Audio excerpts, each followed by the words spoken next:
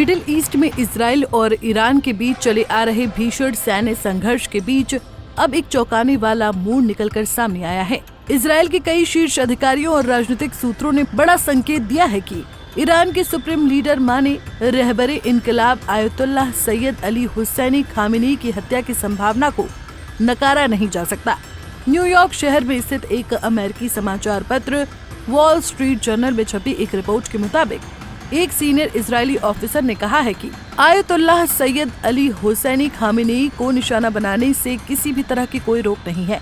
मेरा मानना है कि इजराइल ईरान युद्ध तब तक खत्म नहीं होगा जब तक ईरान अपनी मर्जी के अनुसार अपना परमाणु कार्यक्रम बंद नहीं करता है या इजराइल उसे दोबारा शुरू करने के लायक नहीं छोड़ता है। इतना ही नहीं, इजराइल के प्रतिष्ठित समाचार चैनल 12 ने भी एक राजनीतिक सूत्र के हवाले से लिखा कि विकल्प है कि आयतुल्लाह सैयद अली हुसैनी खामेनी की हत्या की जा सकती है। ये चर्चा बाहर से नहीं है, हालांकि ये हत्या स्थितियों पर निर्भर करती है। जबकि एक जानकारी के मुताबिक ईरान के सुप्रीम लीडर माने रहबरे इनकलाब आयतुल्लाह सैयद अली हुसैनी खामेनी ने अपने खिलाफ हत्या की साजिश की खबरों के बीच जनता को एक भावनात्मक संबोधन दिया है। उन्होंने कहा है कि मेरे शरीर का कोई मूल्य नहीं है, मेरे जीवन का कोई महत्व नहीं है। भले ही वो मुझे मार देंगे, लेकिन इसे हमारा नुकसान मत समझिए। जब तक आप इमाम हुसैन के सिद्धांतों पर अडिग रहते हैं, हम इस युद्ध को जीत रहे हैं। जब तक हम तानाशाहों, सत्ता और लालच के आगे नहीं झुकते, जब तक हम इमाम हुसैन के आदर्शों को कायम रखते हैं।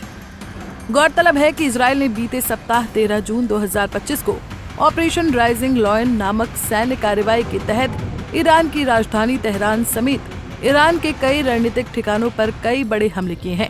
इन हमलों ने ईरान के शीर्ष सैन्य नेतृत्व को एक विनाशकारी झटका दिया, जिसमें ईरान के रेवोल्यूशनरी गार्ड्स IRGC के प्रमुख जनरल हुसैन सलामी, ईरानी सशस्त्र बलों के पूर्व chief of staff major general Mohammad Bagheri, lieutenant general Gholam Ali Rashid, Iran के वायुसेना कमांडर और पूर्व राष्ट्रीय सुरक्षा प्रमुख सहित कई शीर्ष ईरानी सैन्य अधिकारी मारे गए हैं। इसके अलावा इजराइल ने ईरान के परमाणु वैज्ञानिकों को भी मार गिराया था।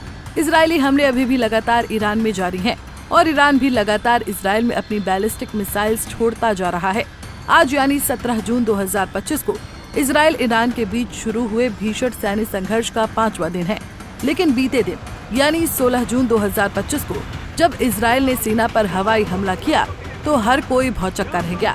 इस हमले में किसी सैन्य ठिकाने या प्रशासनिक अमले को निशाना नहीं बनाया गया, बल्कि एक ईरानी न्यूज चैनल को इजरायली सुरक्षा बलों ने निशाना बनाया। इजराइल ने बीते सोमवार शाम सेंट्रल ईरान पर फिर से एयर स्ट्राइक की। इजरायल एयरफोर्स ने ईरान की राजधानी तेहरान में national TV news channel Islamic Republic of Iran broadcasting यानी IRIB की बिल्डिंग पर बम गिराए। घटना के समय TV anchor live show host कर रही थी। वो बम धमाके में बाल बाल बच गई। घटना का वीडियो भी सामने आया, जिसमें एंकर को स्टूडियो से भागते हुए देखा गया। उसके पीछे की स्क्रीन काली हो गई। स्टूडियो मलबे और धुएं से भर गया। एक शख्स अल्लाहू अकबर कहते सुनाई दिया। که شنیدی صدای متجاوز به خاک وطن، صدای متجاوز به صدای حق و حقیقت است. آنچه که ملاحظه کردی، صدایی که شنیدی، فضای غبارآلوده استودیو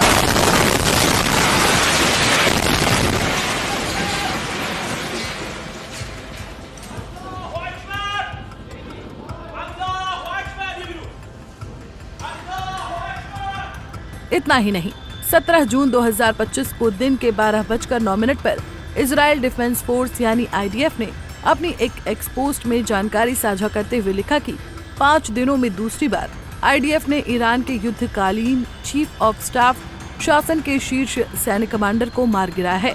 IDF ने आगे लिखा कि ईरान के सबसे वरिष्ठ सैन्य अधिकारी और खामेनी के सबसे करीबी सैन्य सलाहकार अली शादमानी सटीक खुफिया जानकारी के आधार पर मध्य तेहरान में IAF के हमले में मारे गए। बता दें कि इजराइल ने बीते रविवार की रात ईरान के विदेश मंत्रालय पर भी हमला किया था। इसमें 100 से ज्यादा लोग घायल हुए थे। बीती 14 जून 2025 को इजरायली सेना ने ईरान के रक्षा मंत्रालय पर भी हमला किया था। एक जानकारी के मुताबिक पिछले 4 दिनों के दौरान ईरान में 224 लोग इजरायली हमलों में मारे गए हैं।